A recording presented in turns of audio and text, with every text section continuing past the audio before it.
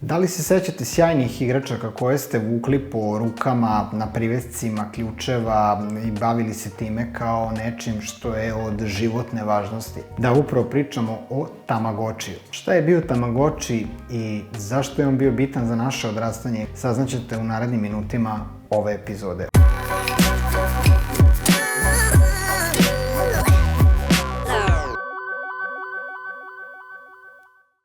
Sjetit ćete se, kao klinci imali smo uvek potrebu da o nečemu brinemo, da imamo neku obavezu. Neko je imao mačku, neko je imao psa, a onaj digitalni klinac koji nije imao ništa, imao je verovatno Tamagočija. Šta je Tamagoči i zašto je on bitan za naše odrastanje?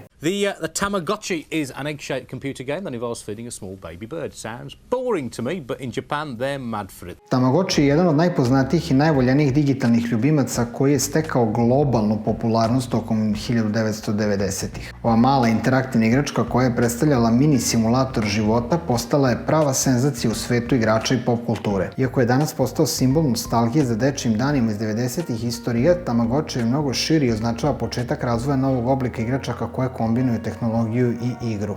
Tamagoči je nastao u Japanu 1996. godine, kada ga je stvorila japanska kompanija Bandai, koja je prepoznatljiva po proizvodnji različitih popularnih igračaka. Naziv Tamagoči potiče od japanskih reči tamago, što znači jaje, i oči, što znači čišćenje ili održavanje, što simbolizuje oblik jajeta i ideju brige o životinji. Verovatno je bio koncept u kom Japanci u njihovoj kulturi imaju tu potrebu da decu uče da od početka čiste za sobom, da su odgovorna, da i u školi uče da spreme klopu, da imaju neki odnos prema zajednici, i mislim da je u tom nekom momentu ovo bilo sjajno i za našu generaciju, jer smo dobili priliku da se bavimo nečim što do tada je bilo potpuno nemoguće jednog malog kućnog ljubimca staviti u ekran. To je bio privezak sa malim LCD ekranom koji je na sebi imao, odnosno sebi ugrađene funkcije u kojima ste vi mogli da upravljate određenim funkcijama i da te određene date funkcije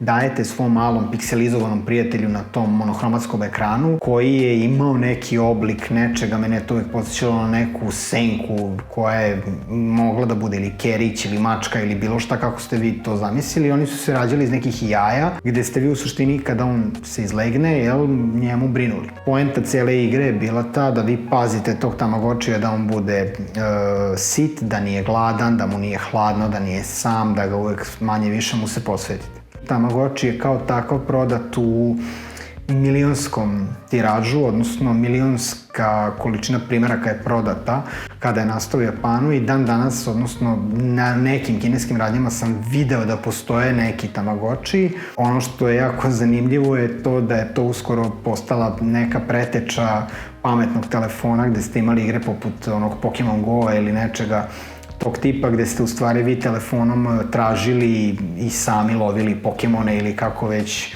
šta ne, ali to je samo dokaz da je Bandai u tom momentu bio ispred svog vremena i sa takvom jednom igračkom je bukvalno osvojio svet. Postoje jedan period kraći od nekih mesec, dva, gde smo svi imali u jednom momentu Tamagočije i svi smo brinuli o svojim Tamagočijima, tako da ono što je ova igračka za nas pokazala jeste to da smo se prvi put negde interaktivno susreli sa nekom igrom koja je toliko bila uz nas, jer kao što sam rekao, bila je mala i kompaktna, tako da je to možda jedan od, možda nije nostalgičan trenutak, ali je poprilično zanimljiva igra, pošto je opet nas zbližavala neko na nekom socijalnom nivou, da smo morali zajedno da radimo, da ako je neko imao iskustva sa prethodnim nekim ljubimcem tu, da je mogao da pomogne ovom drugom, da zna neke komande, jer često su te spravice bile ili na japanskom ili na kineskom, bilo je na engleskom naravno, ali imali smo situaciju da je drugar imao na potpuno japanskom jeziku, pa ste znali samo na nekom nivou da kliknete 2-3 dugmeta čisto da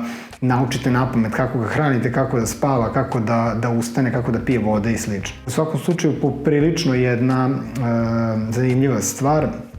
Kasnije Bandai napravio i verziju za Android i telefone koje danas postoje, ali to nema potrebe od toga da vam pričam, jer to uopšte nije ona esencija, one nostalgije koju smo mi imali kada smo koristili Tamagotchi. Tako da ono što želim da kažem ovom epizodom jeste to da smo opet imali neku socijalnu crtu i notu toga da smo svi zajedno se bavili Tamagotchijem kao fenomenom i da smo ga kao kroz detinjstvo izgurali kao jednu jako zanimljiv period koji nije toliko dugo trajao, ali je bio poprilično zanimljiv nama klincima. Koliko neko ima Tamagotchi ili ga i dalje koristi, voleo bi da to ostavi u komentarima, da podeli sa nama, da vidimo dalje, možda nekom to bude zanimljivo, pa da u nekoj od narednih epizoda obradimo, odnosno negde uzmemo neki Tamagotchi pa možda i brinemo o njemu ili ga snimimo onako izbliza da vidimo kako ta spravica zaista funkcioniše. I mene inače isto zanima da li neko što ima i dalje Tamagotchi koji radi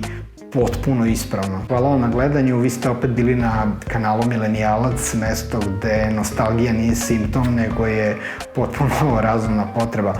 Do sledećeg viđenja, ćao!